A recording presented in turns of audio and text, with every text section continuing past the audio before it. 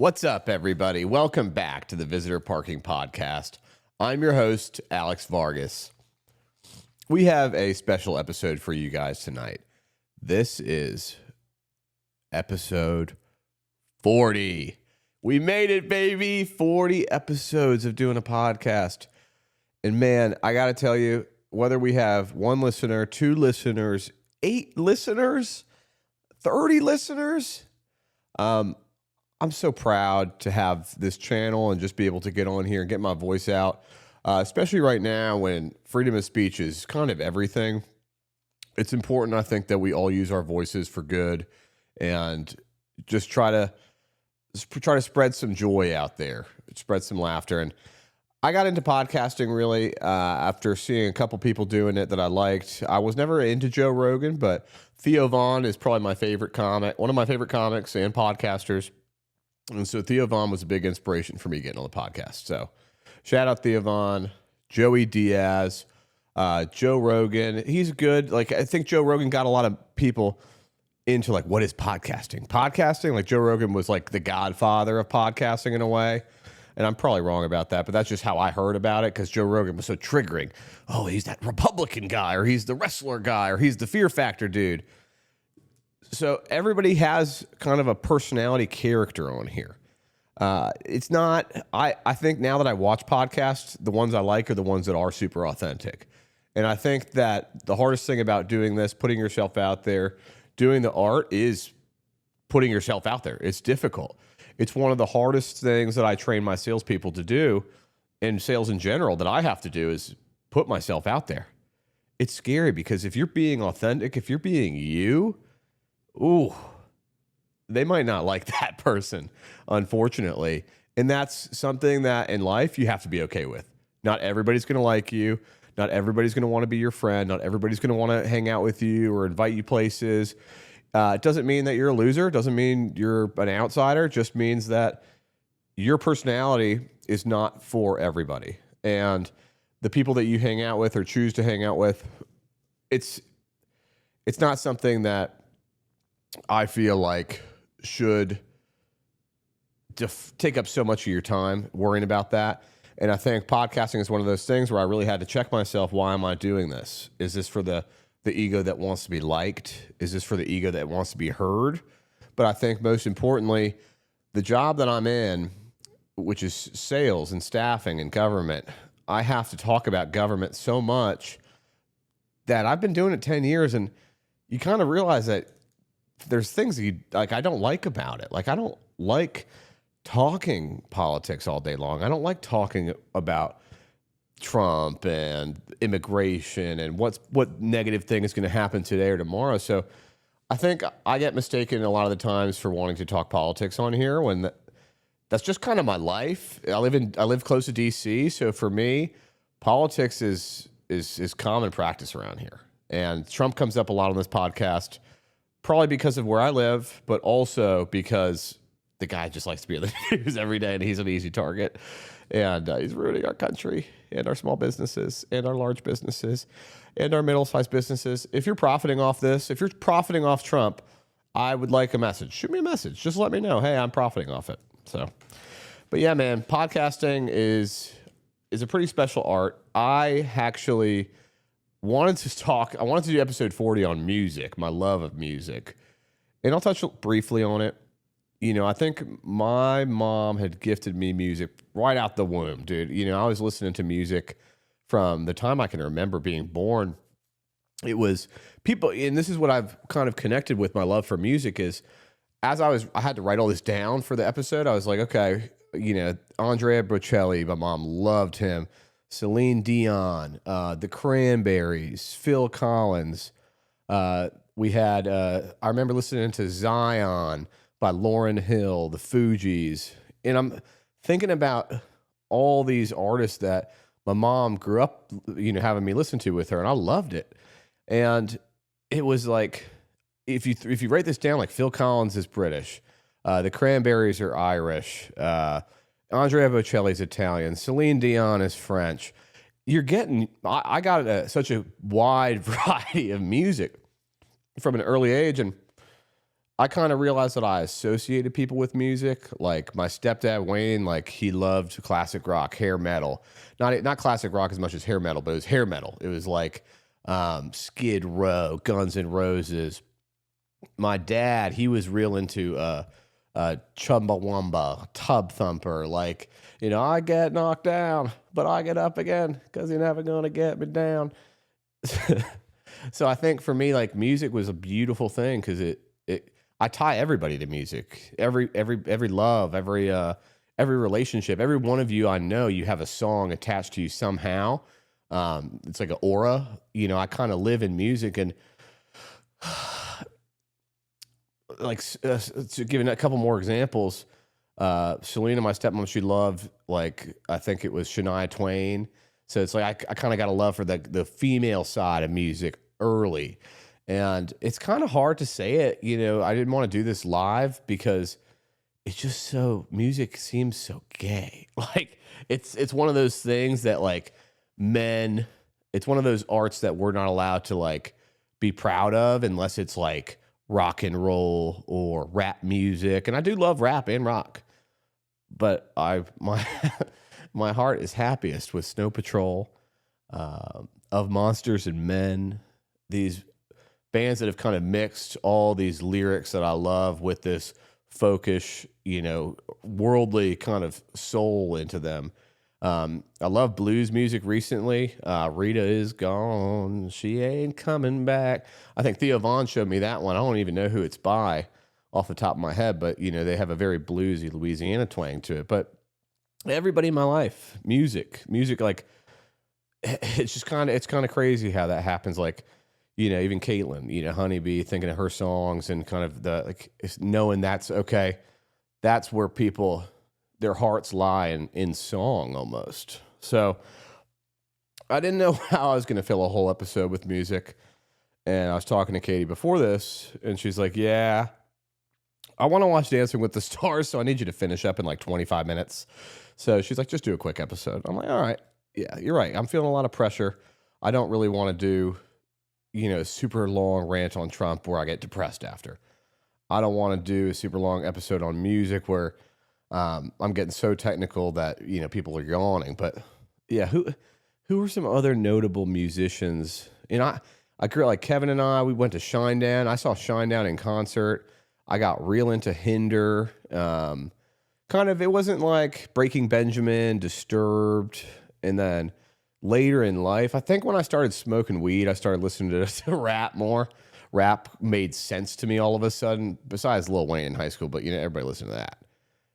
But yeah, man, music holds, I think when I interview people moving forward, I think I'm going to kind of start mixing musicians and maybe even trying to get old musicians that I love onto the show because that's something I love talking about. I watch shows based on music they had. Smallville, One Tree Hill, Grey's Anatomy, shows that I would get made fun of for saying that I watch, and that's okay. But that's really the truth. Music has brought me through a lot of hard times. It's every breakup, every situation I've been through, everything with the company. I have a song for it all, and I don't know if that's normal. I don't know if everybody's like that, but I know that I think a ton about music all the time, and I gotta thank my mom for that gift that she gave me, my great taste in music. Other people would say it's not, because I was that guy where I had to bring a speaker everywhere I went, and it really annoyed my friends, and actually hurt my feelings because my friends didn't want to hear my music anymore. But then you grow up, and you go to parties, or you go to weddings, and you get really annoyed by the guy on the Bluetooth who always wants the aux, but that was me most of my life, but it's just because I love music. But yeah, I mean, I think the other thing about podcasting recently that's been giving me struggles, kind of like the business that I'm in, was putting this pressure on myself to perform. Like, I was doing something yesterday, when I recorded an episode, and I was like, this has to be a really good episode. I'm going to do it on TikTok Live. I'm going to be so infamous on doing it on TikTok Live. And that's really challenging to me to do it live because I'm nervous. It's a stage. It's a big stage. And I realized that I do this in my life where I set these bars so high for myself that it makes it like this impossible struggle, this impossible climb that I almost know in my head it's just not feasible to stretch myself that thin. But there's something in me where struggle has been equated to self-worth. Like if I'm not struggling or in pain doing this, then I'm not worthy of it. Like I don't deserve it. If I didn't fight for it, and I think maybe that stems from being a rich kid. Like my whole life, I had opportunity with my parents working so hard. My mom had started her company and taken that off, and it was her second one. And I lived in a big house, and I had nice things, and I never had to ask for anything. So I think for me, I never wanted to be seen as a bad guy because I would watch movies like Smallville or like Superman or whatever, where there's always a rich character and the rich character is always evil. And the young character who's poor and doesn't have anything and he's kind of a loser, like his arc is so special. Like Clark Kent, it was a farm boy who didn't have any money and had to work for everything with his parents, and he had to go to school and he couldn't play sports, and everyone thought he was a dork, even though so his character was kind of that comeback story of like, well, he's actually Superman and he could actually kick your ass and he's actually super handsome. And he's, all these things where it's like the poor guy kind of turns into this guy who's got all these amazing qualities. And then the rich guy is this guy who's been handed everything. He's never had to struggle. And, I think they always paint that guy out to be, with the obvious vices that you would get: spoiled, insensitive, not empathetic of the struggle of other people. But growing up the way I did really kind of I rooted almost for the Lex Luthor in a way. Obviously I loved Smallville and Tom Welling. If you guys don't know what that is, Smallville was one of my favorite shows because I love Superman. And it was about him growing up. Clark Kent, there was the whole mythology. But the CW, they just had the best music. They had Lifehouse, because it's you and me and all other people with nothing to lose. So they just had the best music on that show. So it was hard not to love it, for me at least. Where was I going with all this, man? I think I was talking about rich kids and how insufferable they were on TV. And, the outsider was always the one who, kind of he worked two jobs after school, but I didn't have that story. So for me, I always wanted that story. Like I wanted to be that guy who had nothing. I wanted his parents to be poor. I wanted it just to be some wholesome life where it was like, maybe they weren't poor, they were middle class or whatever, but like, he had a story where it wasn't expected of him to grow up and be super successful. If he did all that, if he came back to his hometown with all these riches and he went on these adventures, and he made something of himself, everybody cheered him on because it wasn't expected. But if you have all these advantages, you get weight of responsibility. If you throw caution to the wind and just enjoy them all and go off on your jet ski and eat your caviar sandwiches and, look down on people, that's what's expected of a rich guy almost, like a rich kid, like, oh, he's going to be an asshole when he grows up. So I think people already have this notion of me, like in college, for example. I always used to pretend that I didn't have money, which was hard because I always had a nice car. But, like as soon as people would find out that like, oh, my mom was rich or whatever, and this is because, my friend Mo, like, would be like a dick. It'd be like, Vargas will pay for it. He's got all the money. People would start changing the way they talk to me. They would start asking me for things. They start asking me for money or like just kind of like taking jabs at me when they weren't like that before. And so I think just that's been hard for me, looping it back into business and everything else. I make things harder on myself because I didn't have to struggle like as a kid, like with security and financial and like worry about like how I'm going to pay for college or worry about what job I'm going to get. I already knew. I already knew I was going to college, whatever college I wanted to go to if I had the grades. I already knew I could go and get whatever job I wanted. I could fly across the country, get a place in LA and go to film school. But to me, taking all that seemed so negative that I couldn't do it. So instead, I worked for my mom's company, did sales, worked my ass off, harder than anybody in the company. And I was pissed off, 'cause even when I did it, I was like, there it is, did it. And I'm like, nobody reacted positively to that because it's already expected of you, bitch boy. It's like you come in here, you should be the best.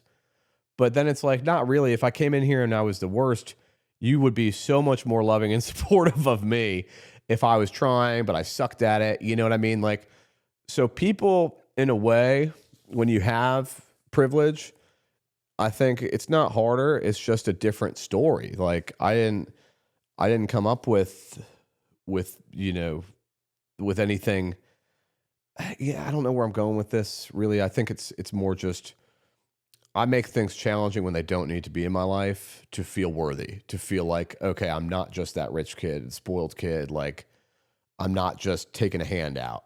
So I think I've made a lot of decisions in my life based off of this is the harder path. I should do this, even though I'm miserable and I don't want to do this. So I think a lot of that happened to my company when I started a staffing agency 5 years ago, pandemic. The things I like about it were still there. Obviously, the money, if you made good money, but I wanted employees. I wanted a staff for my ego. I wanted 20 people in my office. I wanted my friends or family to come by and see like how well I was doing and how many people I had working for me. Because that empire to me, kind of like what my mom has, 2,000 employees, that to me that was success. And if I didn't have that, I didn't do what was expected of me and I'm worthless. And so I think that's definitely something I've had to wrestle with, and acknowledging it was this kind of made my life a lot better. And I'm still active in my company. I've reduced us down to 3 internal employees plus Caitlin, so it's 4. We do more direct hires, more perms. So it's kind of funny. We have more clients, we have more experience, but I'm taking us back to where we were in the first year and a half.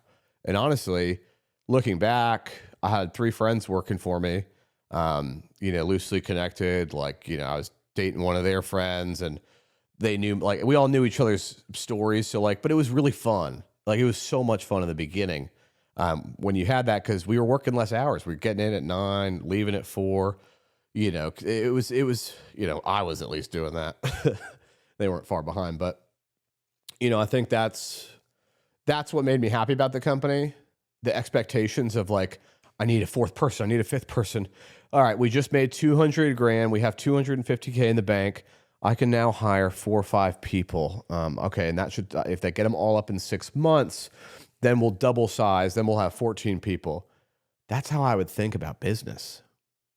I was never thinking, okay, we made 250K with 3 people.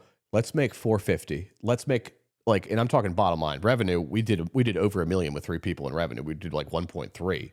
And then I think we did 1.6 the next year. So for that, if I could have just kept going with small, not tried to grow us, we could have, like, thinking back to the past 5 years, I would have been in a totally different cash position, and I would be walking around with a lot in my pocket. So there's a couple things that have brought us here, right?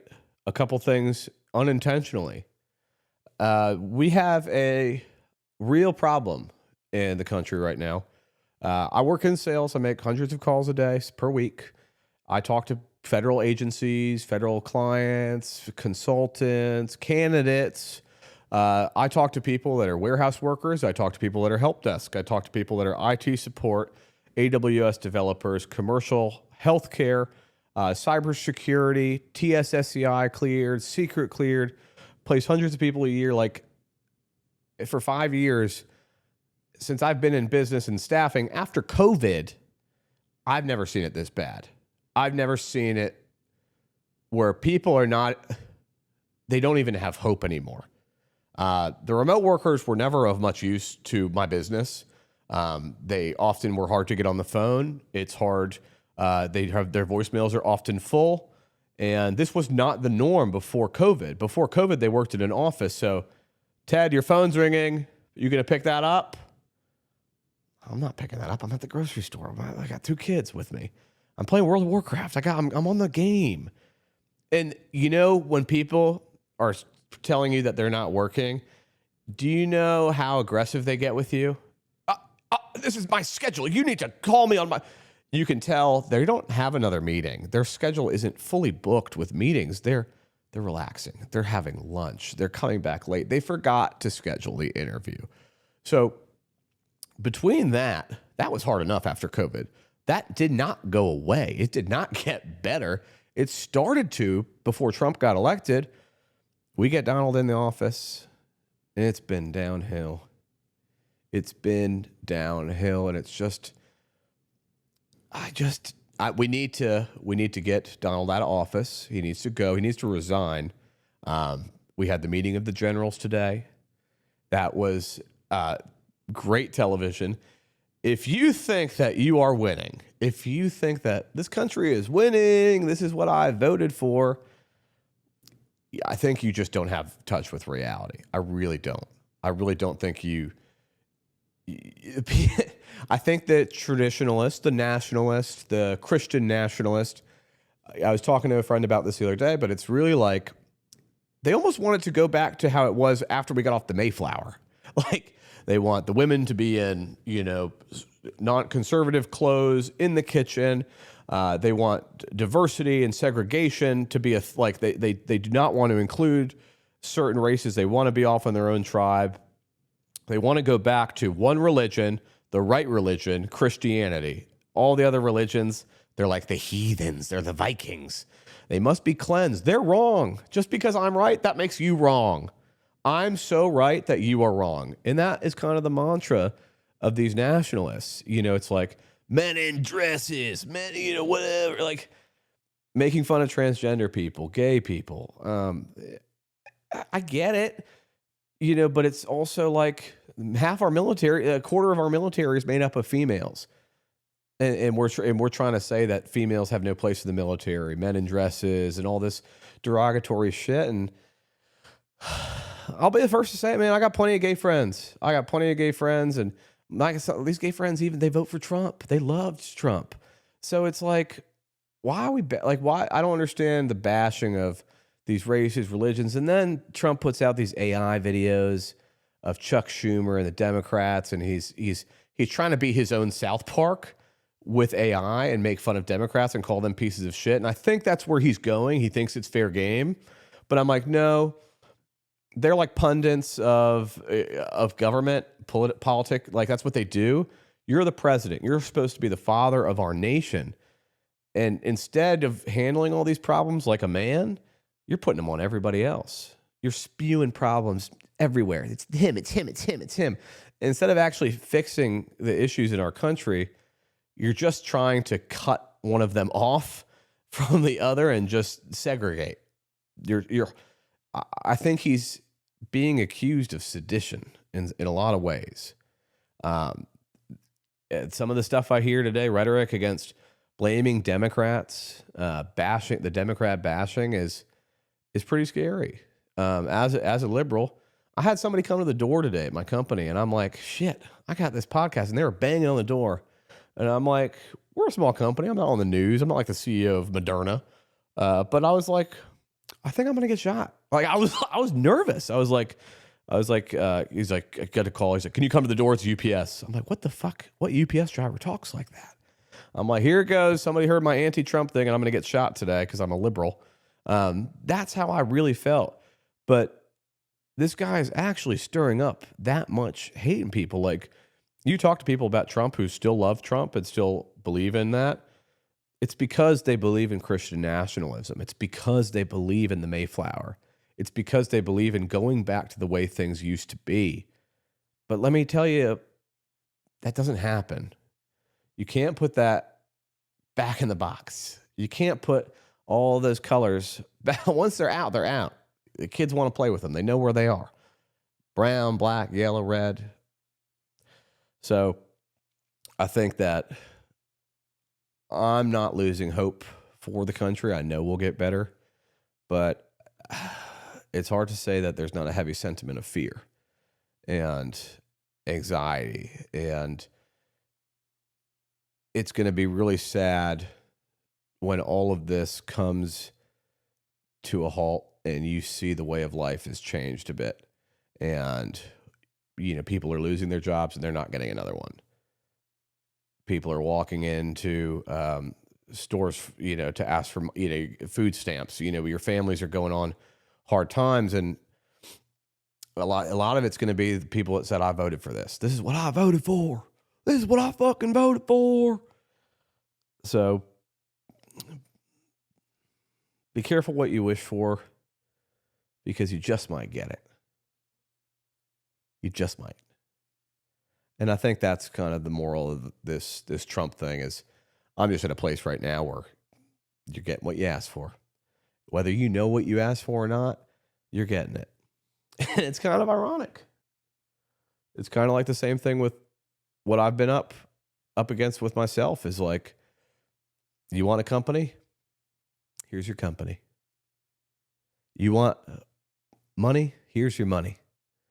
You want family? Here's your like. You're going to get what you ask for, and you're going to get what you put in and what you work for. And you're going to have to make some changes once you figure out, okay, what I've been chasing is not what I wanted.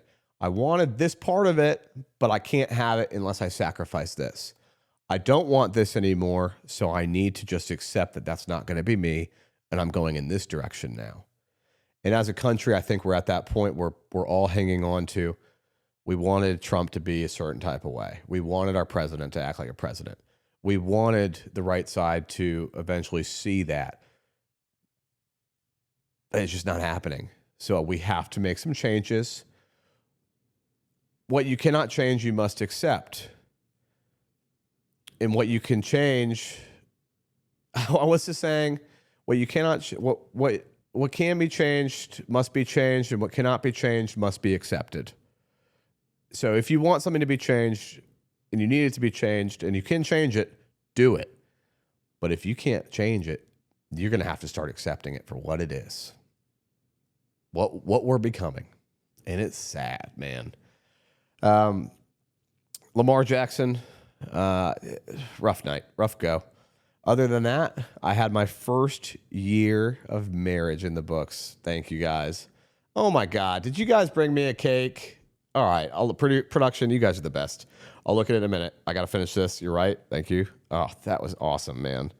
But no, 1 year of marriage has been extremely rewarding because so far we're in our second year now, a couple days, and it's been amazing. Way better than the first. I mean, the first year, you're getting to know each other again. You're sizing each other up again. You're challenging each other in different ways because you're like, okay, I'm going to be with you the rest of my life. We signed a paper. Remember, you signed a paper. You're supposed to change now. Things are supposed to be different. Like, that doesn't happen overnight. There's a lot of things about me that I work on constantly, self-improvement. And I talk to her about it openly. Our communication has gotten way better. Living with somebody and getting up next to somebody and sleeping with them and eating with them and raising children together and working together. I mean, we've put a lot on us, just like my life. We've made struggle where there didn't have to be struggle. And I think we're starting to whittle it back in our relationship and our marriage. And I'm so thankful to Katie because she has been my partner in life. She's been my best friend. She started the company with me. Well, she didn't start it with me, but she joined up pretty fast, and she stayed by my side no matter what, no matter how I sounded, no matter what anybody thought of me. She has been rock solid, and that includes friends, family. Like, Katie has drawn a line in the sand that it's me and her against the world. It's me and her and the baby and Avery, and everybody else is there, but this is our family. And for somebody to do that who's a lot younger than me, she's 5 years younger than me. You're younger than me. I'm your boss. I'm your daddy. She's so strong. She's still the person I married, but different. She's matured. She's become. She is the best mom I've ever met. She is so incredible with both my kids, and she is smoking hot. She's had to overcome having a baby at a young age, and that's hard, especially for a girl like her, who always had time to get work out, and she was off to dental hygiene school. She was making $65 an hour, and then to have a kid as young as she did, I have so much respect for how she's handled it and how she's somehow made a life with us. It's kind of surprises me doesn't surprise me that we're together, right? It just surprises me every day how she keeps it all together, and she keeps us together, and she is the heart of my family. So I love you, Katie. I really do. And you're my best friend. And I wish you a happy 1 year of marriage with me. And the second year, we're going to travel more. We're going to make money, and we're not going to give it away to people who don't want it or just don't want sales. We're going to keep the money, and we're going to stay small as a company, but grow big financially with everybody in the company. These three people, we're going to go to the moon together in terms of finances. Like, I'm so happy for our second year of marriage, and who knows? Maybe another kid. I would love that. I'd love to have a boy, and I would also love another girl. But, a second year of marriage, I'm really excited because I think this is a time where we can be responsible, make good decisions for ourselves financially, invest in each other's hobbies too, and learn to just live and love our lives. And just knowing that if we do that, then then it's all worth it. If we're happy doing what we want to do, if I'm loving my company and my work and TikToking and podcasting, that'll, and not just self-destructing myself anymore, and I think for her, I think I want to see how happy she is and what she chooses to do in her marriage, because I know she's capable of so much, and I've seen her grow, and I've seen her change into such a beautiful, strong, I love her so much. I'm just excited for you, baby. I'm excited for this next chapter of our lives together. And I want to thank you for being with me, because I'm a lot, as I've been told since I was 4. So I really appreciate you. I love you, baby. And I took her to a comedy show. The comedy show was incredible. If you want a date, I would suggest doing a comedy show. It's so fun. 2 things I learned about the comedy show before I let you guys go. 1, comedy is easy as shit. I could have gotten up there and done better than 3 of the comics. 2, comedy is hard. I don't know exactly how I'm going to get up there. I don't know what I'm going to have to say, because they get up there for 20 minutes or 30 minutes at a time. And I think it's kind of like podcasting or music. There's a cadence, a rhythm, a flow. It's all acoustics with your voice, with your body language. So I think I could do stand-up comedy, and I want to do stand-up comedy. The second year of marriage, and my goal is to do stand-up comedy. I want to do stand-up comedy. I'm going to make it happen. And that's the life that I want as a hobby, at least. So I want to get into that. And it's like a podcast, because 10 minutes of it, he's doing a joke. 10 minutes of it, he's working the crowd. And then 10 minutes, he does another joke. So they kind of work the crowd a lot. And that's something I'm good at, the improv of it. I could do that all day long, especially if I'm buzzed and they're buzzed. Because people, you don't understand, people come to a comedy show wanting to laugh. They want to be entertained. So they're already kind of predisposed. So if you're just a little off, if you can be a little eccentric and, do some stuff with your body, you can really get some laughs. So it's not as hard as I thought it was going to be, but it's also, I'm not going to underestimate it like I did TikTok, business, owning a business, and all the other stuff in my life that I've underestimated. If I do comedy, I'm going to take an acting class. I'm going to take a joke class, learn some stuff. I'm going to go into the second part of my marriage and life where I drop my ego, learn it, get good at it, and love it. Learn it, get good at it, and love it. That's the moral of the story. Learn it, get good at it, love it. I like that. I'm going to use that for the title of tonight's episode. Thank you, guys. This is Visitor Parking, episode 40. God bless America. God bless our troop. Donald Trump, get the out of office. Good night.